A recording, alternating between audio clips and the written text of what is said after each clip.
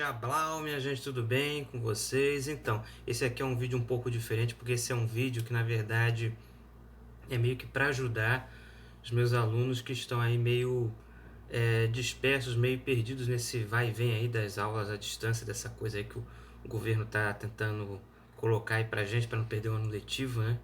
E aí, para assim, relembrar, para a gente revisar o que eu já tinha dado até então nas aulas presenciais, no começo do ano, eu vou fazer esse videozinho aqui, lembrando que se você é meu aluno e está interessado em pegar a matéria que eu vou falar, tenta anotar no caderno, pega o celular nesse momento, e aí pega o caderno também, dá uma primeira assistida assim, só ouvindo, tenta entender primeiro, depois você vê mais uma segunda vez e aí você vai anotando os pontos principais. Você vai anotar os pontos principais quando eu der uma certa ênfase no que eu estiver falando, entendeu, gente?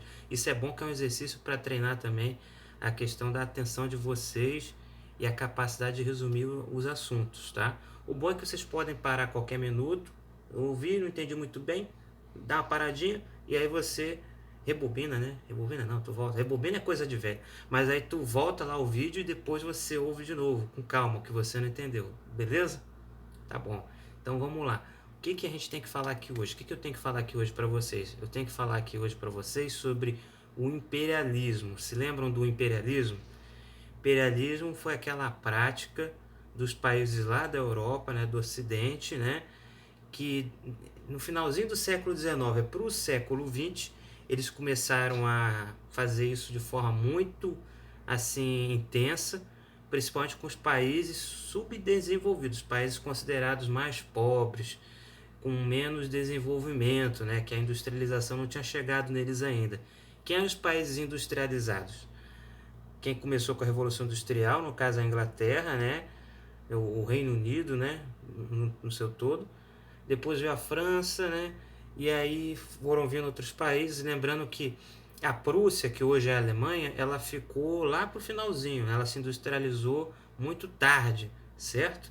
E aí quem se industrializou primeiro acabou praticando imperialismo antes, né? Acabou dividindo o mundo em zonas de influência. Como é que funcionava isso? O que é o tal do imperialismo? É quando você tem um país que é muito desenvolvido, industrializado, e ele faz o que? Ele acaba dominando, ele acaba tornando um país que é menos desenvolvido, menos industrializado, e esse país acaba dando para ele um monte de coisas, né? Tipo, ele dá a matéria-prima, ele trabalha para esse país aqui, o ricão, né? Ele compra o que esse país aqui produz. Então, eu tinha dado nas aulas o exemplo da seda, né? A seda vem lá do rabicó do bicho da seda, certo? E aí o bicho da seda tá lá na Índia, lá na China, lá na Ásia, né? E aí o que os ingleses fazem? Eles vão lá, eles criam uma lei dizendo que a seda tem que ser enviada para a Inglaterra. Aí a seda, matéria-prima, é produzida lá na Índia, lá na China. Por quem? Por os indianos, os chineses. Então é o seguinte, você tem a matéria-prima, que é a seda, você tem a força de trabalho, que é os indianos, né, o pessoal que mora lá nesse país, e aí eles mandam a seda para a Inglaterra vai lá, manufatura, faz virar uma roupinha bonitinha, né? E vende de novo para os indianos, só que vende custando o olho da cara, entendeu? Então isso cria uma dependência, entendeu? Os países mais pobres, eles entram com o produto, eles entram com o trabalho e eles entram também com o dinheiro para consumir, entendeu? E o país mais rico, ele só vai lá industrializar. Ele pega isso tudo, industrializa, vende mais caro para quem produziu, ainda consegue esse lucrão, entenderam? Beleza? Deu para entender aqui imperialismo? Só que como é que faz, professor? O inglês chega lá na Índia e fala, ó, vocês vão fazer isso para mim. E os indianos aceitam de boa? Não. Teve resistência, né? Os indianos, assim, no caso aí da seda e da Índia que a gente está falando, os indianos tentaram, assim, opor ao domínio da Inglaterra várias batalhas, né? Vários soldados, às vezes, os soldados conhecidos como cipaios, né? Eles tentaram se rebelar contra esse poder aí inglês que estava se insinuando lá na Índia, né? Só o que acontecia? A Inglaterra, ela tinha máquinas superiores, assim, que a tecnologia deles era mais avançada, né? E com isso, eles criavam uma justificativa de que por que a gente tem as melhores máquinas, né? Por que a gente tem que dominar vocês, indianos? Porque nós somos superiores. a gente criou essas máquinas, não é porque a gente investiu em ciência e a gente fez vários testes, não. É porque a gente é branco. Então eles tinham essa justificativa, essa coisa aí furada, né? Um argumento totalmente sem lógica, mas de tanto você repetir, tanto você ver autoridades como cientistas confirmando, o pessoal vai botar fé nisso. Então, o que é essa questão aí que eu estou falando para vocês de dizer que o branco é superior porque ele criou as máquinas? Ele criou as máquinas porque é branco. Isso daí não tem lógica, entendeu? A raça, o sangue da pessoa, com o fato de você ter criado máquinas, podia ter sido em outro local, né? Mas aí, como aconteceu na Inglaterra, eles criaram essa justificativa. Isso é uma ideologia, né?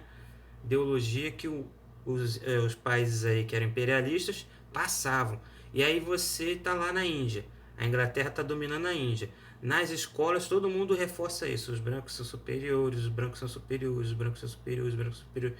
E aí você fala tanto do ponto de vista religioso, eles são superiores porque descendem de Jesus. Outra história aí meio furada, né?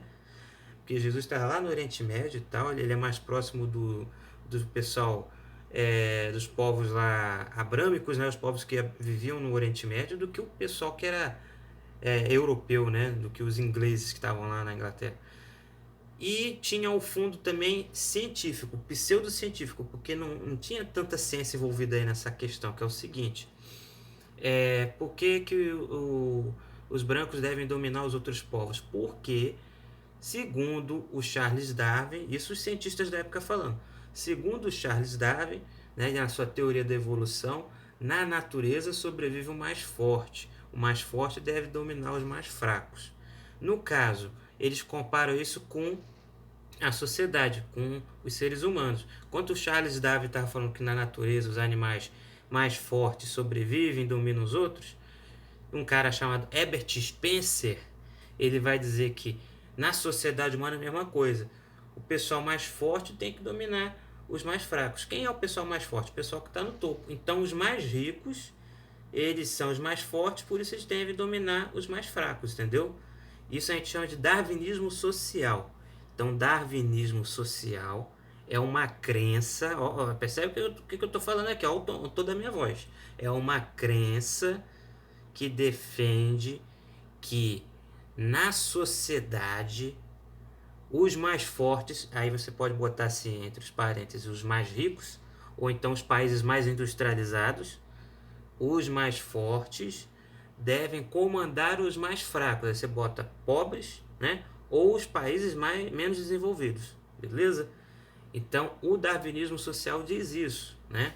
E aí, como você tem essa ideologia que fala que os brancos são superiores, que eles devem comandar os outros povos, também tem um pessoal que estimula o quê? A tal da eugenia. O que é eugenia? Eugenia é uma prática também. É quando o pessoal daquela época lá, para não assim estragar o seu sangue, misturar o seu sangue com o sangue de povos que são inferiores, que não são brancos, eles estimulavam casamento só entre pessoas de uma mesma raça, da mesma raça branca, no caso, né? Então, eugenia é isso, é purificar o sangue de uma família, só casando com gente branca. Ah, não tem tanta gente branca na cidade que eles moravam lá no sul dos Estados Unidos. Então, casa entre os parentes aí. Os parentes são brancos, casa entre eles, entendeu? Então, isso é eugenia. Então, vocês estão vendo que a eugenia tem algo a ver com darwinismo e tem algo a ver com imperialismo? Isso que é importante da aula. Lembrando, gente, que essa ideia de raça já é um conceito ultrapassado, tá? Hoje a gente sabe que existe a espécie humana, certo? Que raça era uma coisa que o pessoal usava para, assim como tinha as raças de cachorro, eles tentaram aplicar isso com a humanidade. Hoje a gente fala em etnia. Etnia é, como eu vou definir isso de forma rápida aqui e simples. Etnia é como se fosse uma característica que é cultural, né? Você tem uma certa cultura e que acompanha certos povos, entendeu? De certos povos que têm algumas características físicas em comum. Então, etnia é tanto a questão dos valores de uma cultura, quanto é um povo que carrega certos traços. Por exemplo, existe a etnia semita. A etnia semita é formada pelos povos, né, árabes e judaicos, lá do Oriente Médio. são aqueles povos que, assim, a aparência deles física, né, é um pouco parecida, né, o nariz, o fato da pele ser um pouco morena, a barba e tudo mais, e eles cultuarem, né, religiões que são monoteístas, né, o caso dos judeus, o judaísmo, no caso dos islâmicos, eita caramba, ai meu Deus, no caso dos islâmicos que moram lá e são árabes, seria Alá, né, cultuar Alá, Deus, né, então, não sei se deu para entender agora, né, mas o que eu estou querendo dizer aqui? Que esse conceito de raça é ultrapassado, né? Ele foi muito aplicado naquela época que eu falei para vocês, lá do auge do imperialismo, né? Do século XIX, do finalzinho do século XIX para o começo do século XX. Teve lá, também foi usado para caramba o conceito de raça durante os anos 30, durante o período nazista na Alemanha, né? E depois disso, depois que acabou a Segunda Guerra, o pessoal parou de usar esse conceito porque olha o tanto de coisa horrível que foi criado com base nessa divisão entre que o ser humano tem raça, e que raças são superiores e outras raças são inferiores, né? Quer dizer, uma coisa que já se arrastava há muito tempo antes do nazismo, lá desde a época do imperialismo, né? Até a época da Segunda Guerra Mundial, várias coisas foram realizadas aí para purificar as raças, porque existiam raças superiores e raças inferiores e tal. Então, depois da Segunda Guerra, pararam de usar esses termos, certo? Raça, né? Agora, o importante é o seguinte: vocês entenderam o que é imperialismo, entenderam o que é darwinismo social, entenderam o que é eugenia? Se entenderam, ok. Se não entenderam, coloque aqui as dúvidas que eu vou tentar explicar aqui. Eu posso até fazer um outro vídeo falando de forma mais assim, calma sobre isso tudo, né? Não se preocupe, vamos tentar dar um jeito aí de aprender. Eu sei que está difícil desse modo, gente, aí de educação à distância, mas infelizmente é o modo que a gente tem por enquanto, né? E aí, se você não entendeu, ainda tem algumas dúvidas, comente aqui embaixo, ou pode me mandar um e-mail aí, né? Você que está lá cadastrado no aplicativo, que eu vou tentar resolver as dúvidas, certo, gente? Agora é importante você entender o que é o imperialismo, o que é o darwinismo, o que é a eugenia e como é que eles estão relacionados. Beleza? Isso aí.